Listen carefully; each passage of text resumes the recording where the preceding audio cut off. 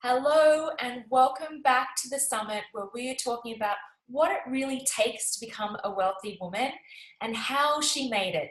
I am Tiffany Scott. I am the founder of You Me She Collective and also sistersuppers.com.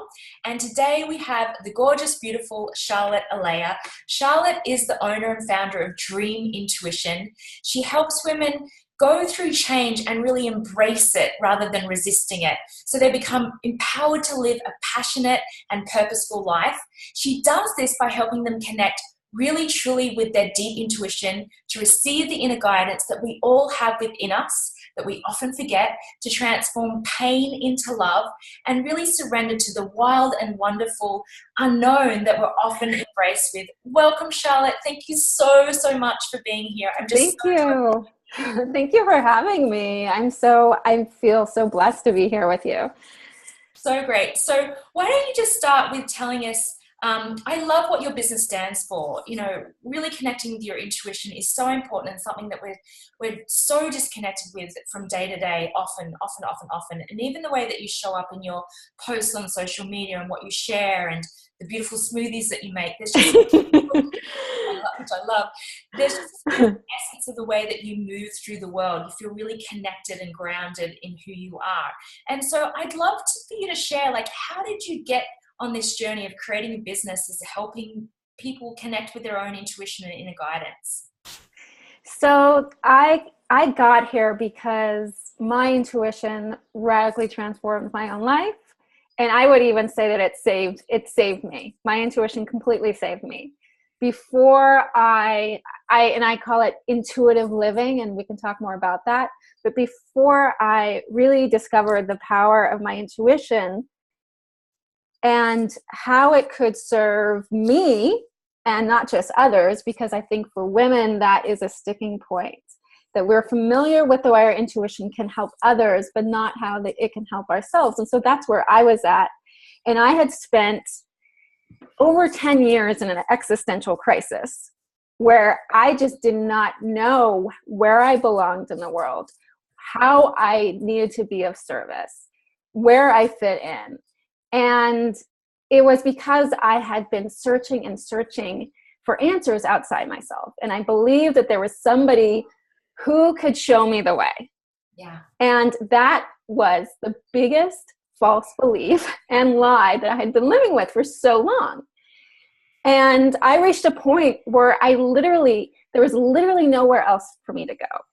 And I received a huge, I call these personal wake-up calls from the universe, where you get a huge shove to get back into alignment with who you are. Yeah. So I was actually working part-time at a job, making less money than I had since I graduated college. I was making a part-time job. That meant nothing because I just gave up.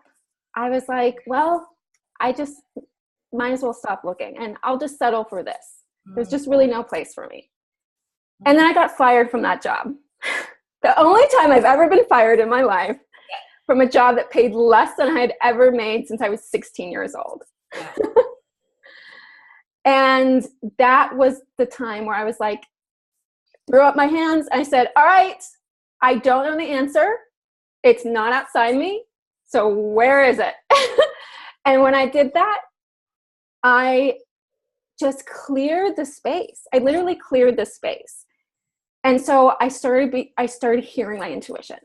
Because I wasn't trying to fill the space anymore with other people's answers and my mind trying to figure it out.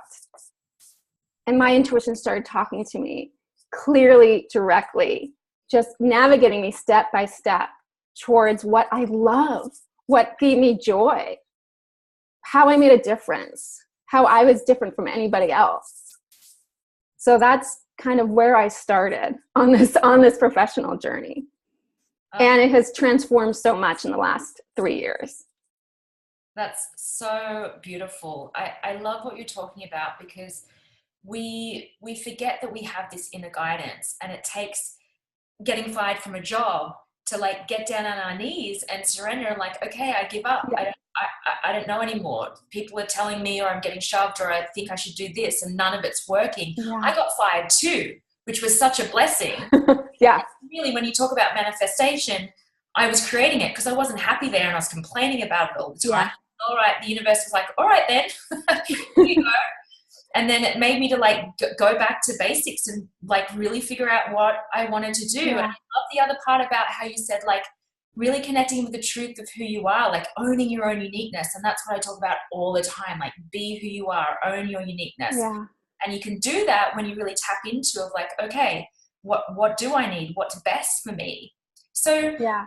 what's your bigger vision for the world? Like what would you love every woman to connect with or have? Well, precisely what you just said. I would love every woman and man actually to know the essence of who they are, which is so much more simple than we think it is, and so grounded and connected to the earth's energy. And so it's like a feeling and experience you can't really put into words, right? Yeah. It's this feeling of wholeness and completion, and knowing how you fit into the whole, right? And how you are here because you hold such a unique set of gifts and talents and a specific purpose for being here to serve yourself and others. Yes. And to get there, to get to that place, what I'm seeing is that, and what I've discovered in my own purpose, is that we have to just unpeel so many layers, so many false truths and lies about who we have believed ourselves to be. I mean, this is thousands of years of patriarchy that we are literally shedding. Yeah. And so when I started at that point 3 years ago, it was 3 or 4 years ago, I can't count now, but where I just really started listening within, since then, I have myself radically transformed because I have just begun peeling layer after layer after layer and realizing this is a lifelong journey. Yeah. It's peeling off those layers and discovering, you know what, I believe this and think this about myself, but is that really true? Why do I believe this? Yeah. And then when we release those layers, we discover another piece of truth within ourselves. Yes, absolutely. And talking about layers, like you and I, before we jumped on this call, we're talking about how there's this need or want, especially if we're guides, if we're mentors, if we're coaches, to feel like we always have to be seen as having our shit together. Yeah. Often we just don't. And Yeah. peeling back those layers and getting to the rawness of who we are can really, really help support the strength and wisdom within us as well. Yeah. So you're a leader, you're a guide, you coach and help people. So what would you say, and we're talking about being a wealthy woman here as well, mm-hmm. and wealth isn't always about money. Often the discussions I'm having throughout this series is it's about health and love and life and living and connecting and being of service and all those things. But the truth is also we need to make money. We feel more free and we feel more alive when we have more money. It's less stressful. It doesn't have to be that way, but we're kind of conditioned that way. So talking about all these things about connecting with yourself and feeling alive and feeling really connected to your inner guidance so you can live this place of freedom, what do you think it takes, and even speak from experience with clients you've worked with, to really embody a wealthy woman by connecting with your own intuition? What are like some of the steps that you could take to even just get to that place of like hearing yourself again? Mm-hmm. It takes a lot of trust and surrender. So what I often tell my clients and myself every day is that you will always receive what you need. You might not get what you want. I know that's a song quote. So whenever I say it, I think of the song, right? And that comes from the fact that like you already have everything you need. You really do have everything you need. It's when you get to a point of lack, where, when you go into this place of fear of like, I need to find it outside myself, and you need to, as bringing ourselves back into a reminder of our own wholeness. Yes. And then trusting and surrendering to what you cannot see before you right now in the moment. Right. And that is the biggest leap, I think, for us all to take, is trusting and surrendering to something that we do not know and we cannot understand. And that's the breakthrough, though. That is the breakthrough to actually receiving it, because you're turning it over to your intuition. You're turning it over to this part of yourself that is actually often not conscious. And so I also often work with my clients on helping them be their multiplicity, be in their multiplicity.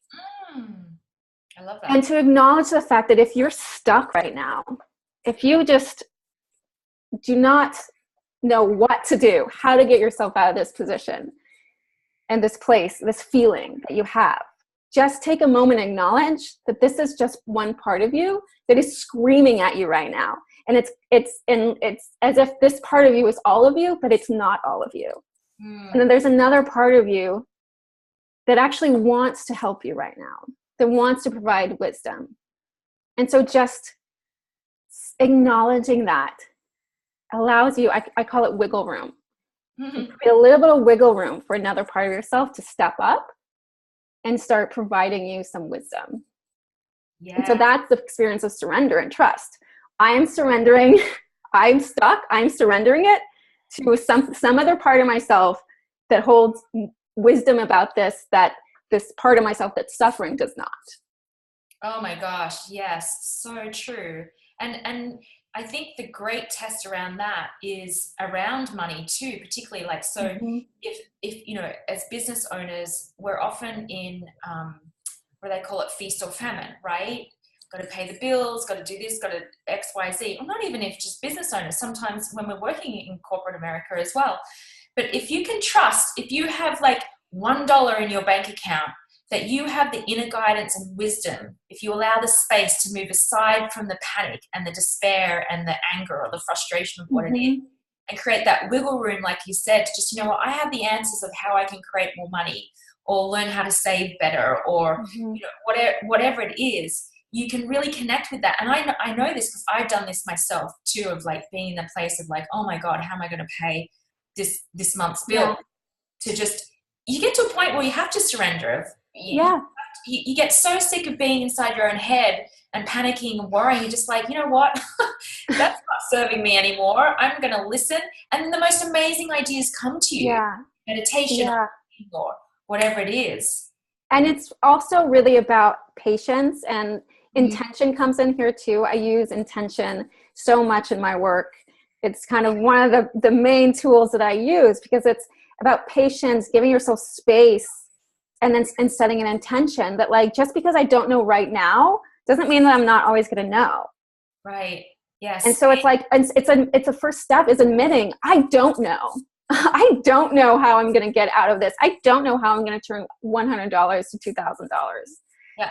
And so I'm just going to set an intention to myself and to my intuition of what I want, tapping into what I do want, and set an intention to make it happen, and allowing my intuition then to guide me step by step by step, and not seeing how I'm going to get to that $2,000, just trusting that I will.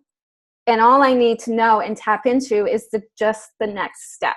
Yes. Yes. I talk about that all the time. And Beth Weinstein and I were talking about it yesterday, is you don't have to worry about getting all the way to Z. Just get B and then C, and then the path just starts to reveal itself. Yeah. You don't know which way that path's really going to go either. No. As corny as it sounds, the lessons and the fun really is in the journey. Yeah, exactly.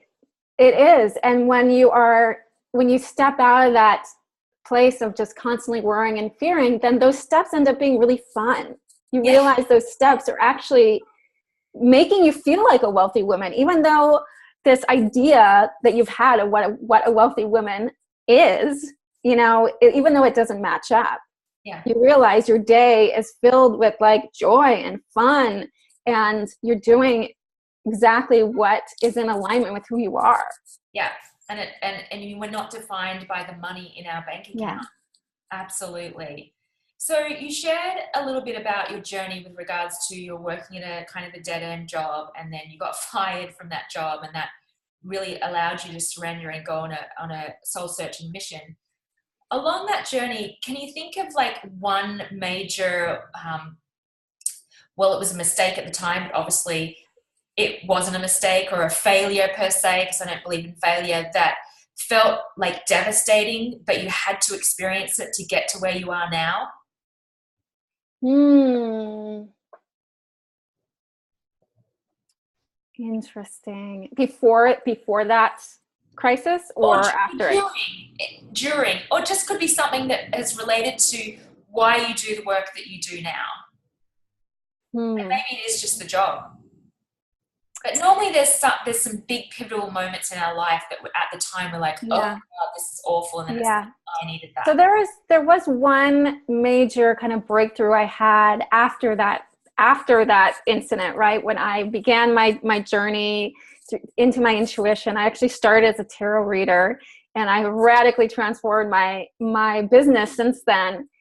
And one of the pieces that I really needed to release is something that was like really core, like deeply held belief about who I was, that I had learned since I was a child, was around my what I believed would make me worthy as a woman, as a provider, as a helper, as a service provider.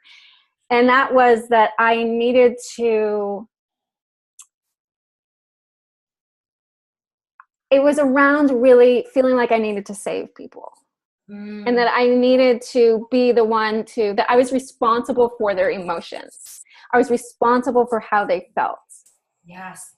And it was kind of keeping me in this tense sort of like prison of needing to prove my worth to my community, to my clients. That if they didn't feel the way that I felt that they needed to feel, um, it created a major contradiction in my work, because I was helping them, kind of peel back the layers and see the truth of who they were. Yet sometimes when you're faced with the truth, it's kind of harsh, it's a difficult process. And I wasn't trusting my clients to be able to hold that. Mm, Yeah, it can feel really crappy sometimes when we like reach these levels, like, oh my gosh, because this work really moves you through some really deep shadows within yourself, yeah. and painful experiences that you've had, that you've blocked out. And so I'm really gifted to helping people unpeel those layers and face those shadows and integrate them. And yet I didn't trust that they could hold that themselves, Mm, because of this deeply held belief that I learned as a child, that I needed to, in order to be worthy, that I needed to save other people and to make them feel better. I just needed to make them feel better. yeah. Yeah. And so realizing that and seeing how that belief was really just trapping me over and over again, and keeping me from really throwing myself into, my gifts and my purpose, was huge. And then being able to release that was also liberating. It's Mm, really scary. I had panic attacks. yeah. But completely shifted me into it's like often we get to this like major kind of core belief that's been like holding us, because we think that we need this belief to keep us safe.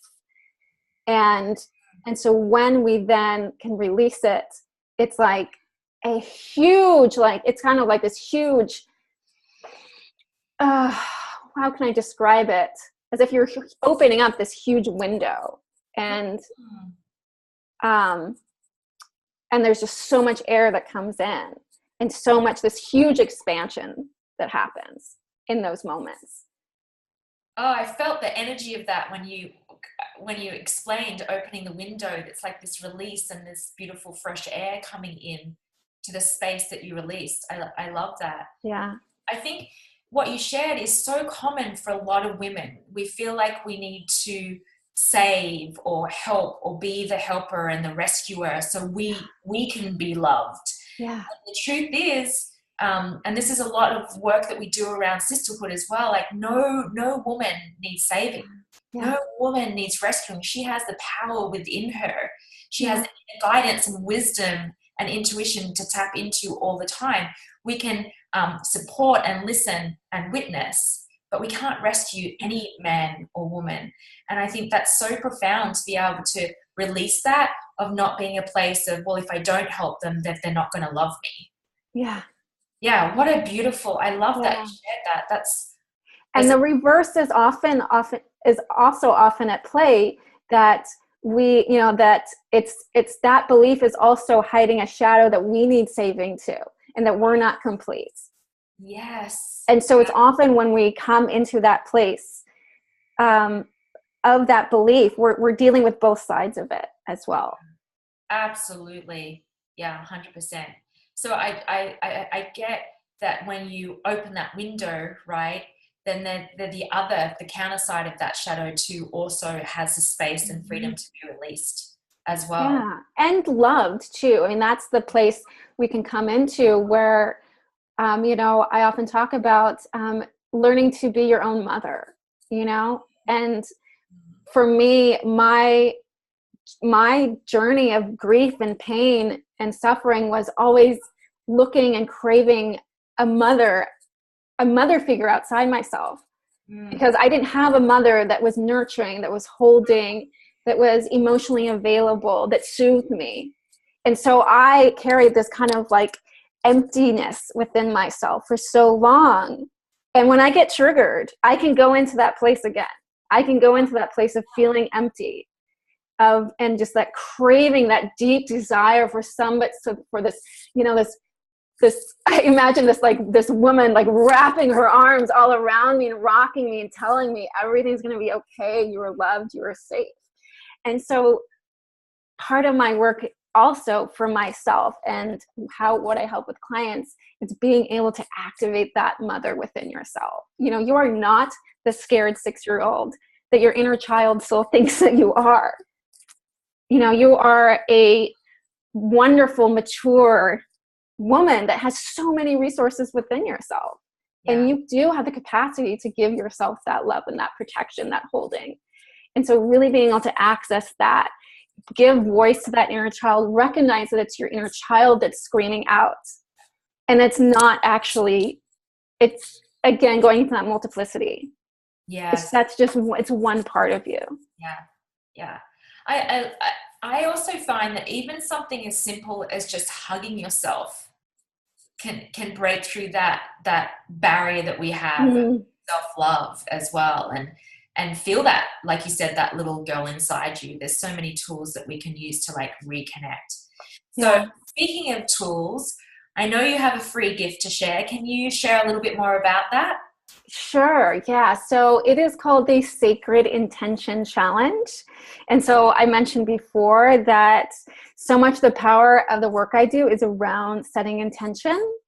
And so this challenge really helps you get past what you think you might want and get to the core of what you really want, what your soul desires for you. And therefore it kind of sets an intention so that moving forward, you are getting closer and closer to manifesting this intention in your life. And so it's really getting to not just kind of what you want. It's getting to how your soul desires to grow and evolve. So it's really about being on your sacred path. And that means meeting challenges, facing your fear, accepting the lessons. Yeah. And so, and giving yourself permission to receive too. And so it's a 6-day journey, and every day there's another component. And then by the end of the 6 days, you're bringing it all together, and then you're setting that intention. Oh, wonderful. That's something that everyone needs to do. And 6 days isn't that long to start to be able to embody that. That's awesome. I love it. Thank you. Yeah. Yeah, it's, I ask when you begin to set aside like 30 minutes a day for 6 days. And it also gets you into the practice of just creating sacred space for yourself every day. Yeah. Because that's often something I recommend that people who want to get into a closer connection to their intuition, I say, well, do you carve out space for it? And people are like, no. Well, set aside 20 minutes every day. And sitting on Facebook or Instagram isn't creating space. No. That's a distraction, which I'm guilty of. But I agree with you, just sitting down for 15, 20, 30 minutes, sitting still and allowing the intuition to flow. I can't go without a day. If I do go without a day without doing that, my system is like, what's going on? Yeah. Freak out. Me too. I start going into fear. I start going into doubt. Yeah. My brain starts, I'm a lot of air in me. So like when I get into a place where I'm kind of not in alignment with myself, my brain just starts twirling and twirling, Totally. I was just in New York for 5 days and I didn't meditate every day. I got one day in, which is really unlike me. And when I say meditate, I'm really creating space. I'm sitting in silence for the most part. But just that one day set me back on track because I could see myself going into this spiral of like negativity and fear over nothing, like just made up stuff. So I think the work that you do is so, so important. If you don't follow her, please follow Charlotte and find her on Facebook as well because she creates these amazing smoothies. And also, I share embarrassing moments a lot too. I share little revelations. What's that? And your tarot cards as well. They're really good too. So please follow us. So before we finish up, I'd love for you to share just something or some things that someone that either inspires you or something that just makes you happy, that just wants you to create, like get up and have a happy dance. Ooh, happy dance. I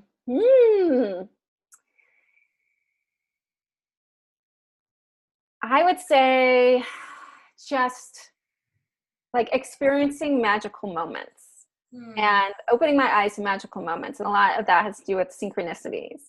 Yeah. And so like when I think about a friend and I think, oh, I should message her. And then like within a few hours, I get a message from her, or when I'll be, drawing cards for myself or meditating and like some words that come through. And then a few hours later, I'll watch a video or live or something from a friend or colleague. And then they'll say those exact words.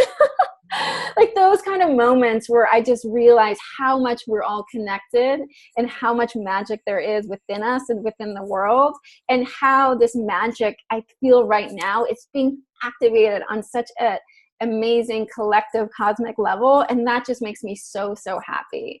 Yes. Couldn't agree more. It's so much synchronicity in this world when we pay attention to it. Yeah, when we pay attention, exactly. And just taking that moment to celebrate that synchronicity, it really does make me want to go, yeah! I love it. My inner child just gets so excited at that feeling of magic, that feeling and trusting and knowing that there's magic. Yeah. And that becomes magnetic as well. Yeah. Thank you so much for this beautiful, soulful conversation. Always love spending time with you. And just in great, deep appreciation for your work. Thank you. Oh, thank you. It's been wonderful being here. Thank you.